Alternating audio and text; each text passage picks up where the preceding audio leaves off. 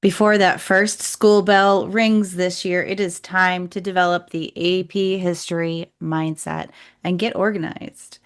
Hello, my historians. Welcome to my newcomers and welcome back to my returning students. It's season 4 of AP History Help. I'm your host, Wendy, and I have been helping students succeed in AP history after decades in the classroom and now starting the 4th year on the podcast. I've seen my audience grow and become more interactive each year. And I'm hopeful that that trend will continue and get even more interactive this season. I am looking forward to getting to know more of you and hearing from you and how you are benefiting from the podcast and what you like about it, all that stuff. Please comment wherever you are listening or watching from, and be sure to follow me on your favorite social media platform, unless it's Snapchat. I am on all the rest of them. I'm on TikTok and YouTube and Instagram and Facebook and Substack and X and you name it, I'm out there at AP History Help across all of the platforms. And I am building a community on Substack where we can collaborate with each other. So venture on over there and give me a follow. I won't introduce it going forward after this episode, but for my longtime listeners, you're about to hear a new theme song. Yay. I will just play a clip in the intro and I'll play it in full at the end of the episode. It's tailored especially for the show. You'll hear a couple of things in there. You're like, oh my gosh, that's for this podcast. Yes, exactly. So here is just a little clip, and be sure to listen at the end for the whole thing. High school's full,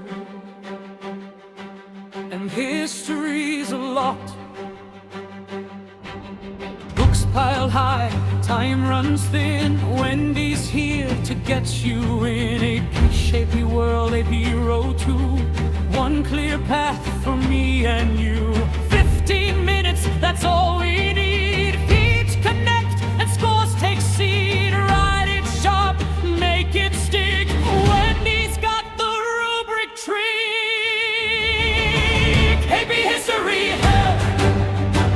AP History Help!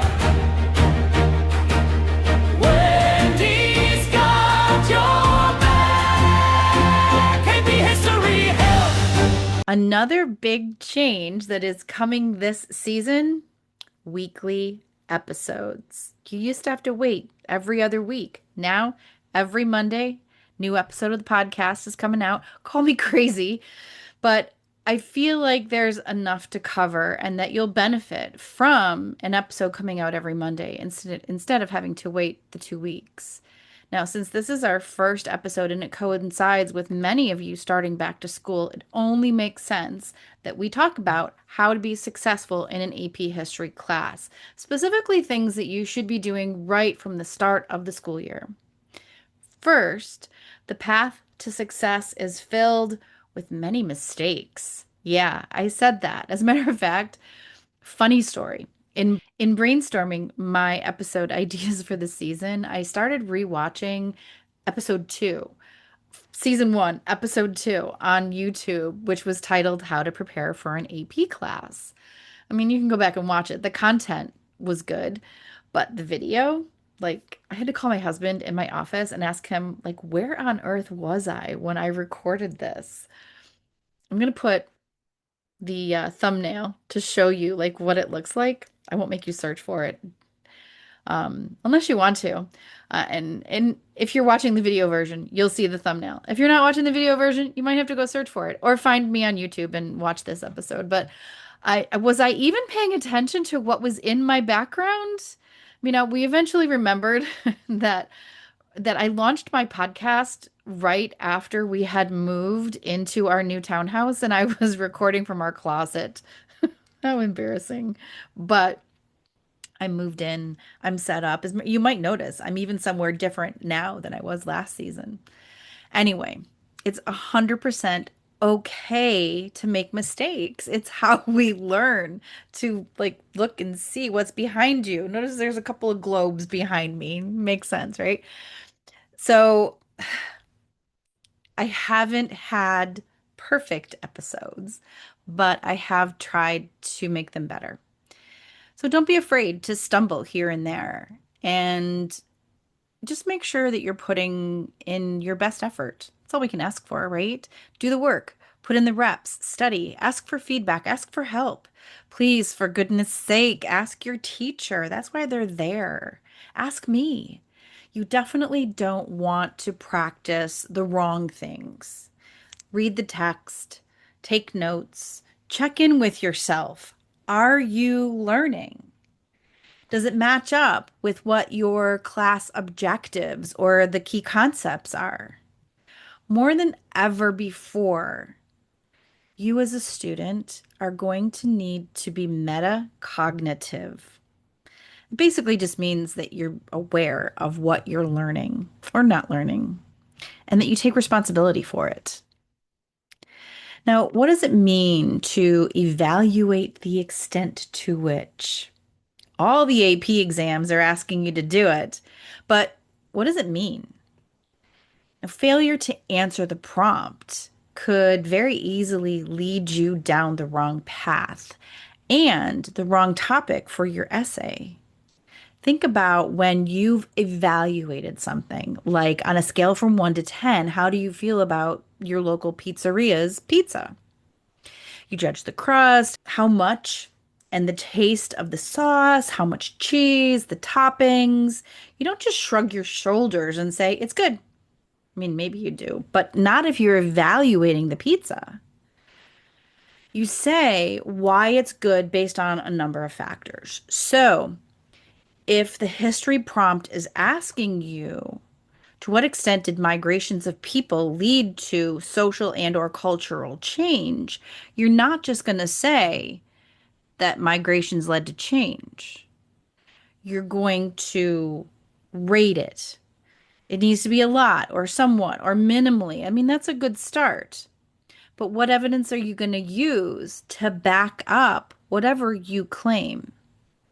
That's how we evaluate the extent to which in history. And believe me, by the end of this school year of taking AP history, you're going to be evaluating the extent to which a lot of things happen. I hope. Now, it's still early August, so there is time to sign up to be a member of the core cohort group. This is an opportunity to meet with me and a few other students live every week to practice and get feedback for your AP history class. I have an APUSH and an AP World group that are currently accepting limited enrollments for this school year. Early enrollers will have access to my full on-demand success library with rubrics and blueprints and all kinds of other resources that will help you succeed in your AP history class. That's my goal, is just to help you be successful. But once each of those cohorts are full, I won't be taking new enrollments until January, maybe. To find out more, just go to aphistoryhelp.com. If you're still not sure, you can get a free parent and student success guide.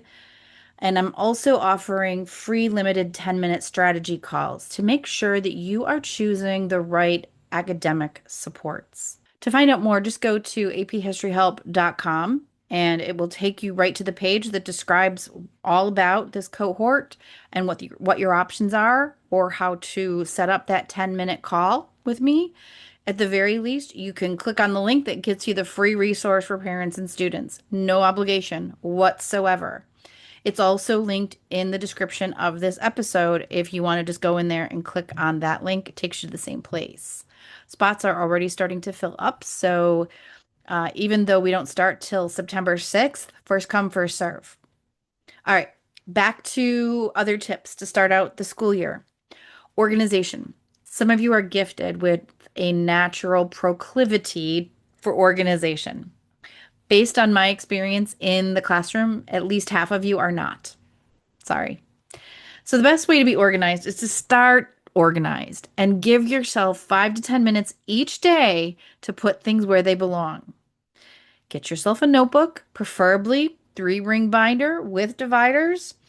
And while you could just put things in dated order, I would recommend from experience separating your content notes, notes from reading, notes from the classes, and your skill notes, like how to write the different essays, the historical thinking skills, the historical reasoning processes.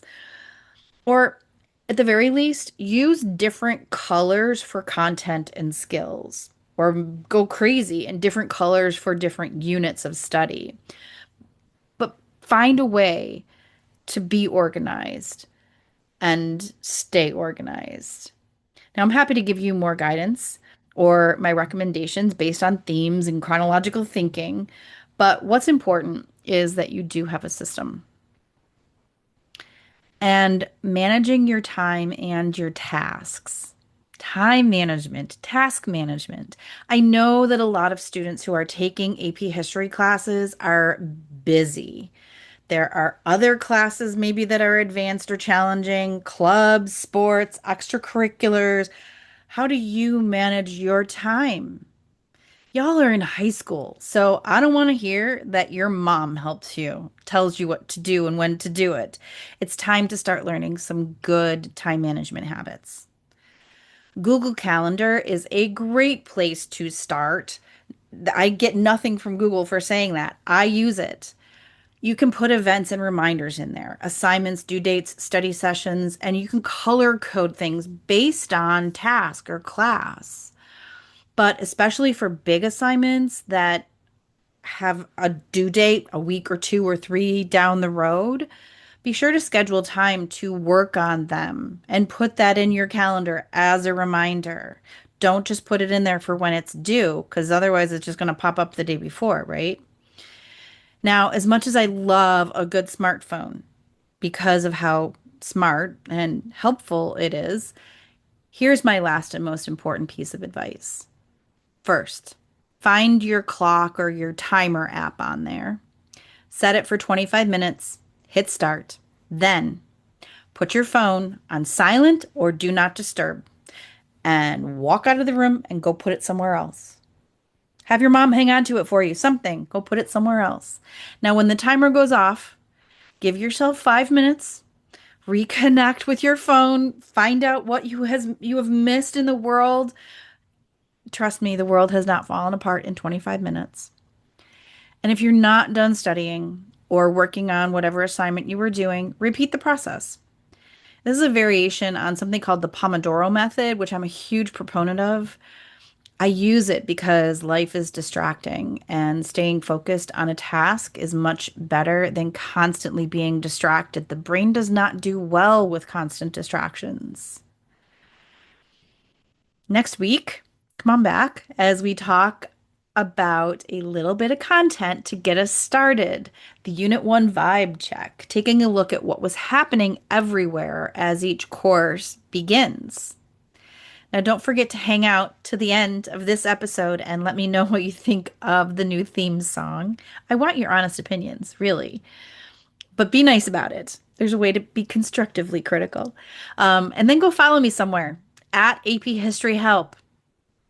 Wherever you follow people, go follow me there.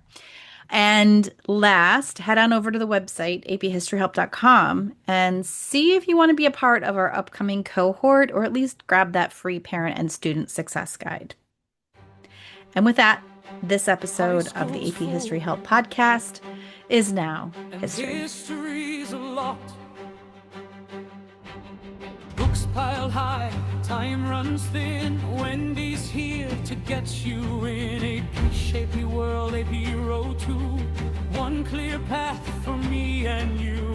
15 minutes, that's all we need. Feet connect and scores take seed. Write it sharp, make it stick. Wendy's got the rubric trick. AP History Help. AP History Help. Wendy's got your back. AP History Help.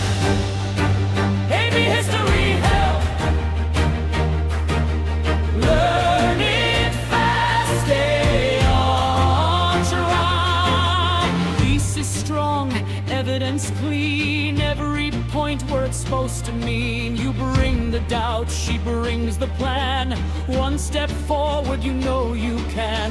Patterns line up across the years. Turn those essays into wins. Clear and calm, ready now. Wendy shows you how. Maybe history help. Maybe history help. Wendy's got your back. Maybe history help. Maybe history help. Learn it fast, stay on track. From empire roads to founding lines to Europe's turning tides. One weekly guide, one steady voice,